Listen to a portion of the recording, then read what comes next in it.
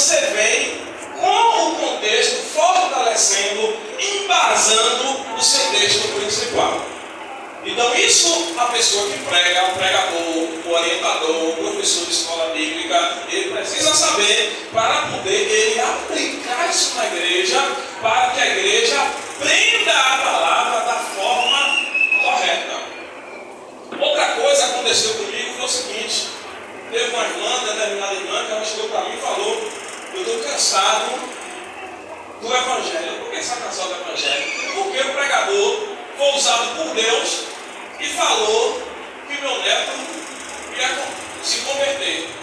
E agora meu neto já passou por tanta coisa e agora ele está na penitenciária. Mas o pregador disse assim: eu e minha casa serviremos ao Senhor. Olha o que o pregador disse: eu e minha casa serviremos ao Senhor. E minha casa não está servindo ao Senhor. Ela levou isso ao pé da letra e disse que a casa dela tinha que servir ao Senhor. Só que o que é que a gente entende ali? Existe a questão da interpretação. Aqui, aprender a interpretar. Lá na frente nós vamos entender sobre tipos de contexto.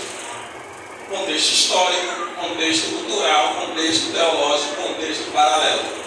No contexto cultural, a cultura da época de Josué, quando ele disse: eu e minha casa serviremos ao Senhor, naquela época, quando o chefe de família dizia assim: eu vou fazer, a família toda fazia. Todo mundo fazia. Hoje a gente está em uma cultura diferente. Hoje, se o pai disser assim: eu vou fazer tal coisa, o filho disser: eu não vou fazer, o pai não pode obrigar. Mas naquela cultura, os filhos seguiam as profissões dos pais, era outra situação diferente. Sempre o pai era carpinteiro, o filho era. Então isso é questão cultural. A nossa cultura é diferente da cultura de Josué.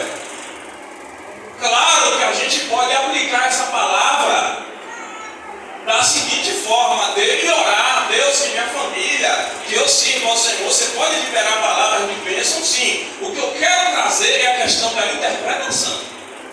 É de você entender o porquê Josué disse: eu e minha casa serviremos ao Senhor. E foi ele que disse isso. Não foi Jesus que disse assim: ó, se você e sua casa vai me servir. Jesus não disse isso. Se você pegar as palavras de Jesus, você não vai ver isso. Quem disse isso foi Josué que falou: eu e minha casa. Então vamos mais para frente. Então o que acontece? É o que vem antes e o que vem? O contexto bíblico é semelhante a olhar para um horizonte, como está aqui, você está vendo aqui. O contexto bíblico é longo. Quando a gente vai pregar e estuda o contexto bíblico, não vai faltar argumento para você pregar nunca. Você vai ter 2 horas para pregar, ou 3, se você estudar contexto. Não vai faltar conteúdo. Você já sabe disso. Então, contexto bíblico são frases e texto que acompanham a palavra, ajudando no seu significado.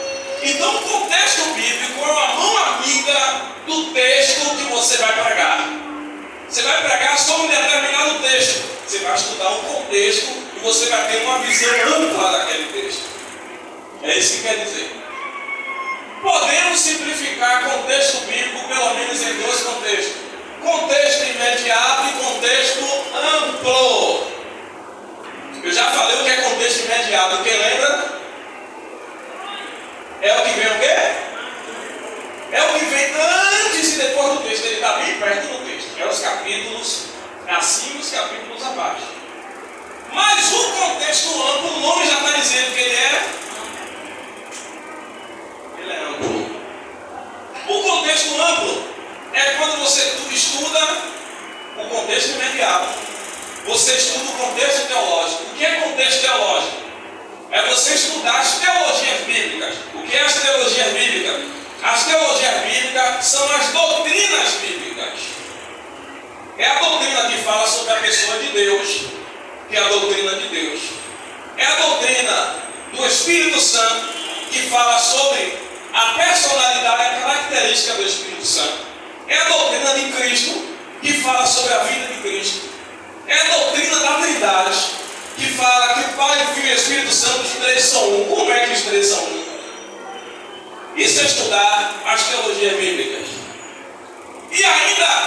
o contexto cultural, vai trazer o contexto cultural da época, que é como eles viviam naquela época. Um exemplo, aquela passagem do que Magno pregou aqui sobre o paralítico que foi conduzido por quadro. Por que eles abriram o telhado e desceu ele por baixo? Porque a cultura daquela época, a casa tinha uma cobertura que ali você deslizava para um lado a parte do telhado. Você deslizava. Eles não quebraram, eles não destelharam a casa, eles tinham uma cobertura que eles abria para um lado. E ao lado da casa tinha uma escada, ou seja, eles subiram pelo lado da escada, por cima do telhado, deslizou o telhado para um lado e desceu o paralítico. Aí a pessoa que não estudou sobre a questão da cultura, isso foi uma coisa cultural daquelas casas daquela época. Então quando você vai pregar que você estudou a cultura, aí você traz isso para o povo diz assim: onde é que tirou isso? Onde é que veio isso? Onde é que veio aquilo? Isso é você estudar a cultura de um povo. Aquelas casas tinham isso. Então olha a importância de você estudar a cultura, de você estudar a teologia. Estudar a teologia não esfria crente. Estudar a teologia não vai deixar você frio. Então o contexto imediato, aquele que vem antes e depois.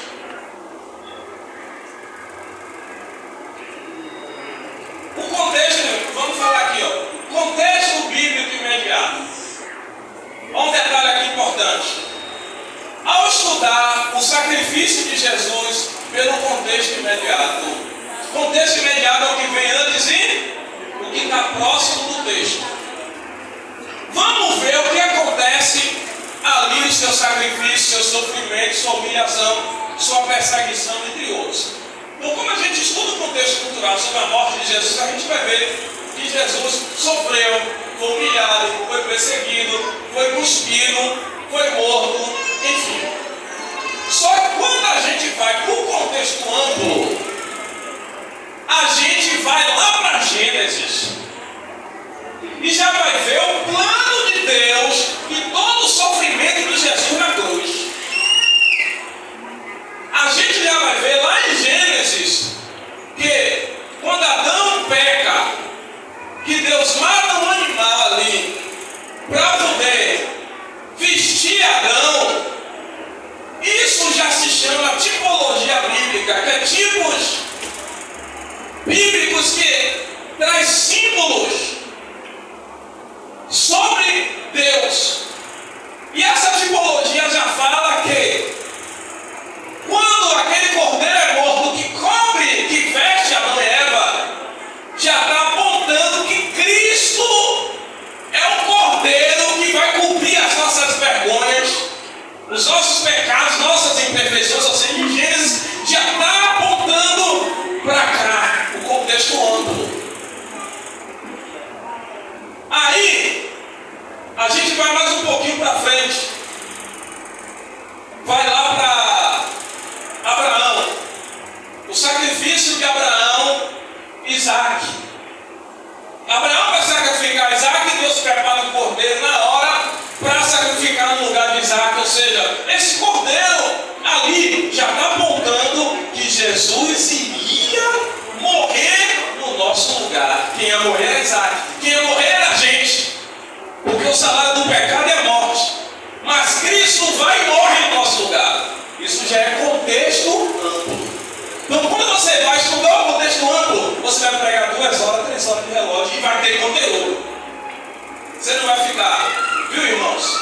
Aleluia, louvado seja Deus, porque faltou palavras, porque faltou conteúdo. Entende? Ainda bem que tem uma equipe aqui maravilhosa. Então, o contexto bíblico amplo é você estudar as épocas, local em que os livros foram escritos. Quem lê livros aqui? Logo quando você lê o livro, na capa não tem falando do autor? Isso é importante ou não? Porque quando você estuda a vida do autor, você Bíblia a visão que ele tem. E quando você estuda sobre os autores da Bíblia, um exemplo, você vai pregar sobre Mateus. É bom você estudar sobre a vida de Mateus. Você sabia que em Mateus, na oração do Pai Nosso, Mateus diz assim: perdoe as nossas dívidas. Por que Mateus diz assim, perdoe as nossas dívidas? Porque ele era cobrador de imposto. Lucas já fala, perdoe as nossas transgressões. Cada um já fala na sua linguagem. Isso aí é contexto paralelo. Mateus fala na sua linguagem, Marcos na dele, Lucas na dele e João na dele. Cada um contexto paralelo. Aí você junta o contexto paralelo e você tem várias informações com o mesmo assunto. O seu sermão, seu conteúdo amplia para você pregar. Contexto cultural é você levar em consideração a cultura de um povo. Um exemplo: na nossa cultura, a saudação é um aperto de mão. Sim ou não? Mas tem igrejas que é o ósculo santo, que é o beijo. Isso não faz parte da nossa cultura. Isso faz parte de uma outra cultura. Tem países que a cultura, a saudação é um beijo. Tem países que a cultura é um abraço. Tem países que o homem veste saia. Isso é cultura do local. E nós vivemos uma cultura diferente. Então, para a gente entender a Bíblia, a gente precisa estudar a cultura daquele autor, para a gente entender o ponto de vista dele, a visão dele sobre determinado assunto. Aqui, ó. Lavagem dos pés uns dos outros. Isso aqui é o contexto cultural. Cumprimentação com beijo santo. Mulheres orar com véu na cabeça. Vamos aqui à explicação. Hoje não necessitamos de seguir essas práticas porque não faz parte da nossa cultura. Lavar os pés significa hoje para a gente a humildade. A gente não precisa lavar o pé de ninguém. Agora a gente precisa ser humilde. Tratar as pessoas com humildade. Aí vem o beijo santo. A gente não precisa beijar. Sai beijando todo mundo. Porque o beijo significa cumprimentação, irmandade, união, reverência. Aí o véu, a gente não precisa usar o véu, a mulher não precisa usar o véu. Hoje, não precisa. Porque o véu, ele fala da submissão. Nós precisamos ser submissos a Cristo e não usar o véu. Contexto teológico, eu já disse um toque, um pouquinho. Quando fala de teologia, terra significa Deus, teologia significa estudo. O contexto teológico ajuda a gente a entender, buscar saber, ensino, sem distorção. O ensino coerente, quando a gente estuda a teologia. Contexto paralelo, eu já falei um pouquinho, mas vamos lá. Contexto paralelo ajuda o estudante a comparar as passagens bíblicas semelhantes, deixando elas mesmo a interpretar por si só. Você já ouviu dizer que a Bíblia interpreta a própria Bíblia? É. Um texto interpreta o outro. Você já montou o quebra-cabeça? Já montou o quebra-cabeça? Já a Bíblia é assim. Um assunto que você está aqui, você vai ter que buscar lá de Mateus, você vai ter que buscar outro de Marcos, vai ter que buscar outro de João, para poder juntar o quebra-cabeça para você entender. Então você precisa juntar esse quebra-cabeça aí. Então não é fácil, mas também não é difícil interpretar a Bíblia. Não é fácil, mas também não é difícil. Como outras coisas não é fácil. Como sua profissão não é fácil.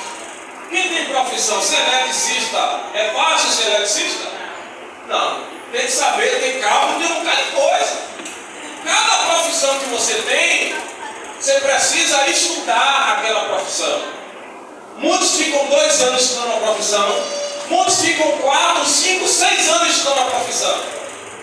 E por que um pastor, um professor, um pregador não quer estudar nem 1 ano a Bíblia? Pelo menos 1 ano. Dizer assim, vou fazer um curso bíblico 1 ano, pelo menos. Eu acho pouco.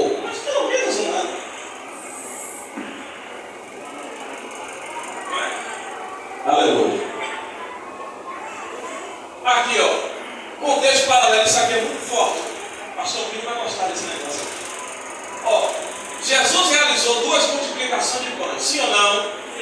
Sim. Sim. Teve uma que foi de 5.000 pessoas, outra teve menos, mas vamos lá. Realizou 2 multiplicações de pães.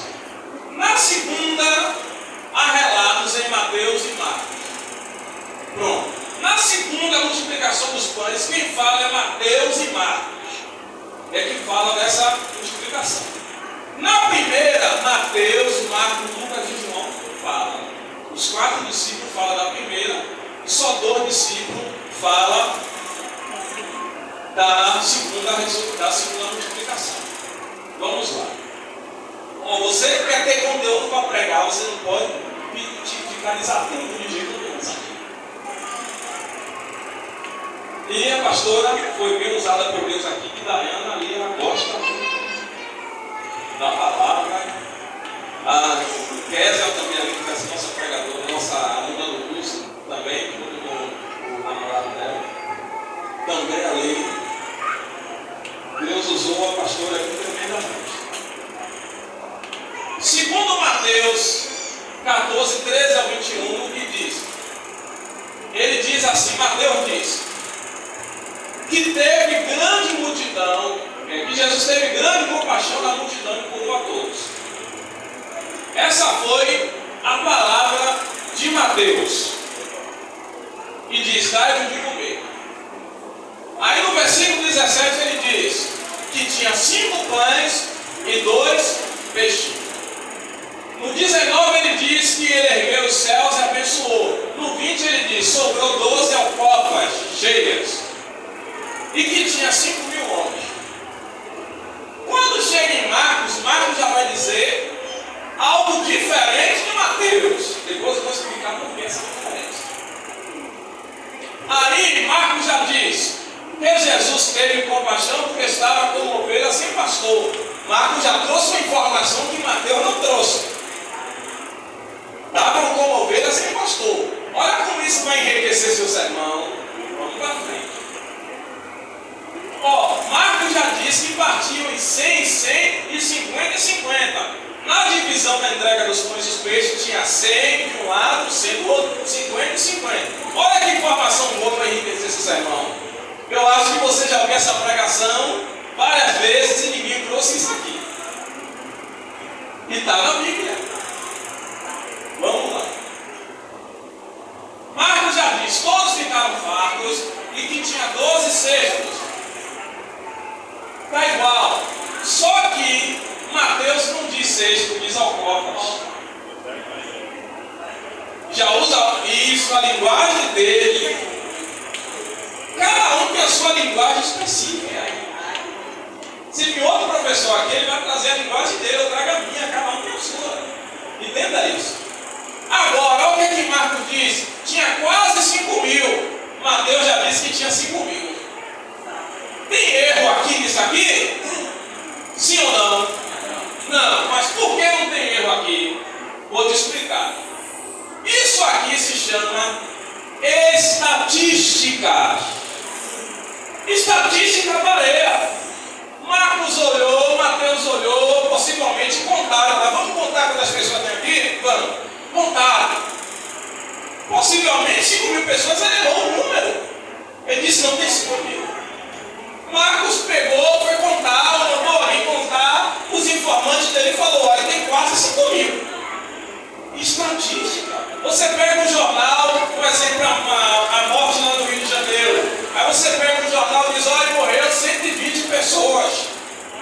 Outro jornal já diz, olha, morreu mais de 120. Isso é estatística. Isso não é erro bíblico. Aí existe, aí como você não sabe o que é interpretação bíblica, aí alguém pega isso aqui e aceita, pega isso aqui e diz, ó, a Bíblia está mentindo. E você não tem argumento para debater com ele, porque você não conhece, não estudou. Olha a importância de estudar. Aí vem Lucas. Ele disse que falava do rei que curava. 5 pães e 2 peixes, salvo se nosso próprio for comprar comida. Lucas já traz outra informação, que Jesus falou, vocês que vão comprar comida para ele. Ele já disse que era quase 5 1000 e que era para se aceitar em 50 e 50. Ele já traz um pedaço da informação de Marcos, de 50, mas não traz. Isso acontece com a gente. Às vezes eu trago uma informação para você, mas você não leva ela toda, você leva um pedaço da informação. Aí João diz que a multidão seguia por causa dos sinais, é outra informação que agrega. Aí diz, onde compraremos pão para eles comerem? Diz que estava experimentando de si próprio. Olha que interessante isso aqui. Mateus e Marcos já nos diz que Jesus estava testando os seus discípulos. Mas Lucas já diz que Jesus estava testando, dizendo, vocês que vão dar comida para eles. Então esses conteúdos, isso é muito importante para uma pregação. Aí você pega que Mateus, Marcos, Lucas e João falou, aí você faz uma redação e aí seu sermão fica assim. Agora, claro, que para isso você precisa ter orientação de como é que você vai fazer, tal, e isso você vai ter que gastar o seu tempo. É o que muita gente não quer fazer. Não vai querer acordar um pouquinho mais cedo. Se eu saio do trabalho às 5 horas, se eu acordo às 5 horas, vou acordar 4 horas. Vou pegar essa meia hora para estudar. Ou então na hora do almoço, em vez de eu cochilar, eu vou estudar. Ou então eu vou dormir um pouquinho mais tarde, mas vou estudar. Ou vou dormir e vou acordar 3 da manhã, mas vou estudar. Isso requer dedicação, compromisso e responsabilidade que a gente, como pregador, como pastor, como professor, precisa ter para trazer informação para aqueles que precisam dessa informação. Assim como o médico precisa estudar sempre, assim como o engenheiro, o arquiteto, o nutricionista, o psicólogo, por que o pastor não precisa estudar? Por que o pregador, um professor de escola bíblica não precisa estudar? Precisa sim, porque Jesus estudou. A cultura hebraica, os meninos com 6 anos, 7 anos já sabiam todo o Pentateuco, que são os primeiros 5 livros da Bíblia, escrito por Moisés. Já sabiam, porque estudavam. As seitas estudam. Vocês acham que a seita ela estuda um pouco? Ela estuda muito para saber refutar, estuda a nossa Bíblia, estuda deles para poder tentar nos ludibriar. Então, fique ligado. Então aqui a gente encerra a nossa aula. E como eu falei sobre a seita, eu não vou dizer nomes de seita. Nas aulas que eu ministro sobre seita, eu não digo os nomes, mas eu dou características e vocês vão descobrir onde é que está a seita. A seita, ela age dessa forma, dessa forma e dessa forma. Por exemplo, ela nega a Trindade, nega que o Pai, o Filho e o Espírito Santo é Deus. A seita coloca outra coisa agregando como salvação. Além de Jesus, você precisa ter obra. Você precisa carregar tal fardo. Você precisa subir tantas escadas, tantos degraus, andar de joelho, carregar isso, carregar aquilo. A seita você precisa também seguir fulano, tal pessoa, tal profeta, tal isso, tal aquilo. A seita sempre, além de Jesus, ela joga um outro nome lá junto para que você bata a continência também. Isso é perfil de seita. A seita nega que Jesus é Deus, nega que o Espírito Santo é Deus. Então, é por aí. Existem muitas outras questões, certo? Então, eu quero agradecer, em primeiro lugar, a Deus, porque para mim é um prazer estar trazendo essa aula aqui para vocês, satisfação. Agradecer ao pastor Milo, bispo Milton, todos vocês que estão aqui assistindo essa aula. Eu quero dizer para vocês que vai ser um prazer você estudar comigo, certo? Nós temos as aulas todas as quartas-feiras de teologia, E agora em janeiro nós já estamos fazendo inscrição para janeiro, porque em janeiro agora a gente vai ter três turmas. Vamos ter uma turma na segunda, uma turma na terça e outra na quarta. Vai ser 3 turmas. Agora já estamos com vagas abertas, já tem alguns que estão já pré-inscritos.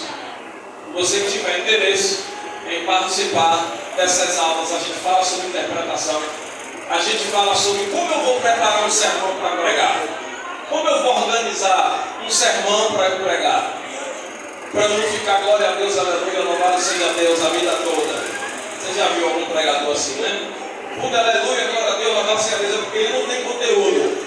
Aí ele fica ali tentando lembrar alguma coisa que Deus usa de misericórdia, porque ele não estudou, matando o tempo, repetindo, falando de si mesmo, falando coisas que não tem necessidade. Então, a gente fala também forte sobre as seitas, para você aprender, combater as seitas. A gente fala sobre as doutrinas de Deus, a gente também fala sobre a administração. Como um pregador, como um pastor, ele precisa se organizar. Um pastor precisa ser organizado. Um pregador precisa ser organizado. Então, tudo isso a gente ensina no nosso cronograma das nossas aulas. Amém? Tem pessoas aqui que podem falar, o pastor Carlos já tomou aula comigo, minha esposa. Glória a Deus. Tem um pessoal aqui também que é da igreja do pastor Carlos, sempre estou lá dando algumas aulas lá, que já conhece o nosso trabalho. Então, vocês podem, tem o pastor Adriano aqui que sempre está lá nas aulas com a gente, vocês podem estar entrando em contato com o meu número aqui, o Zap, e você poder estar fazendo sua pré-inscrição para entrar nas aulas de teologia, estudo da palavra de Deus. Amém? Vou voltar a palavra ao pastor Valmir. Muito obrigado.